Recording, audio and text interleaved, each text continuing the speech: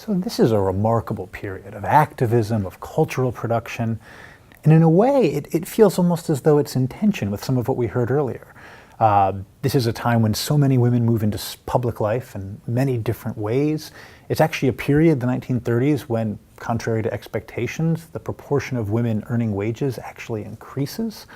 And yet, is this really a moment of liberation or a moment of independence for women? Does this actually result in a kind of new freedom? It's a complicated question, and I think to try to create a short answer is difficult.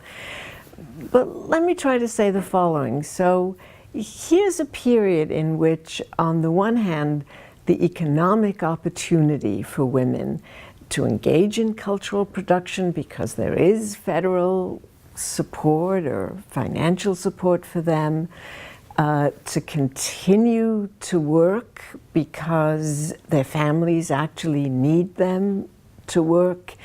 Those kinds of economic incentives to work are enormous in this period. And on the other hand, there's an ideology which promotes the family, which fears the disruption of the family, which recognizes that women are the linchpins to holding the family together, and that men can't be undermined in their roles as providers, because that too would undermine the family. So I think when we look at the 1930s, what we have to see is the tension between those two things. On the one hand, the push into the labor force by needy families. On the other hand, the pull back out of the labor force by an ideology that is terrified, as I don't think too strong a word, that women will lose their sense of themselves as family members. So when you ask, is it a period when women become more independent? I'd say no. I'd say that unlike the 20s, this is a period when women rationalize their efforts to move out into the labor force in terms of family need, not in terms of their own satisfaction or their own ambitious desires to make it in the workforce, or indeed even in terms of their own desire to support themselves.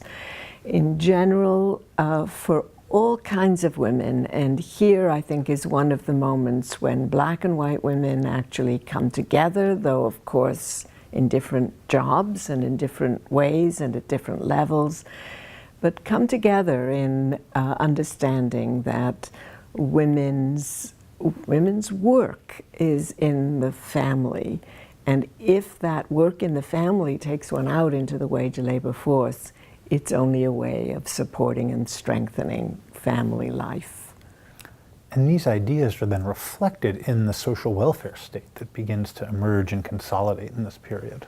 Exactly right, that the social welfare state that begins to emerge affirms and confirms women's home roles, if you like. That is, it supports men's efforts to remain attached to the labor force, to support their families even when their incomes disappear, as when they get old or sick, for example.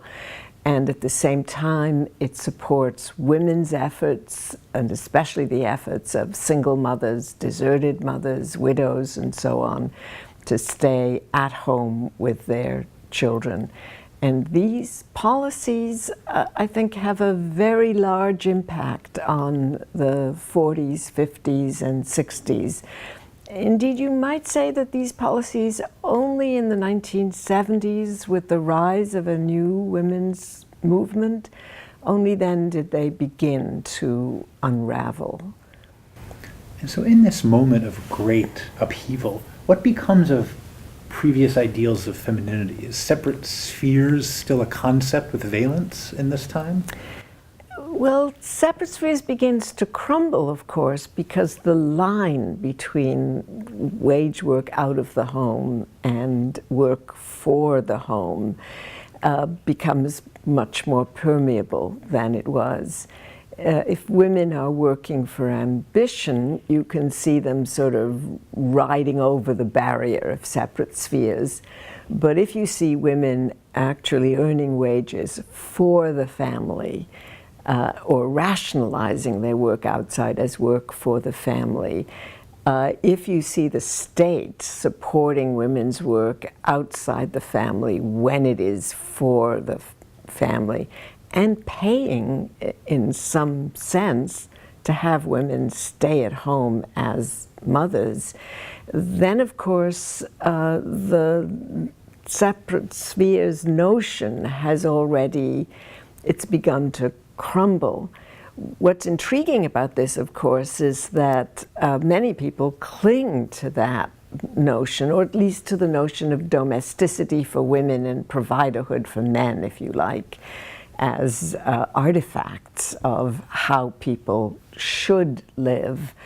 And we'll see when we get to the 1950s that that gets them and us into trouble.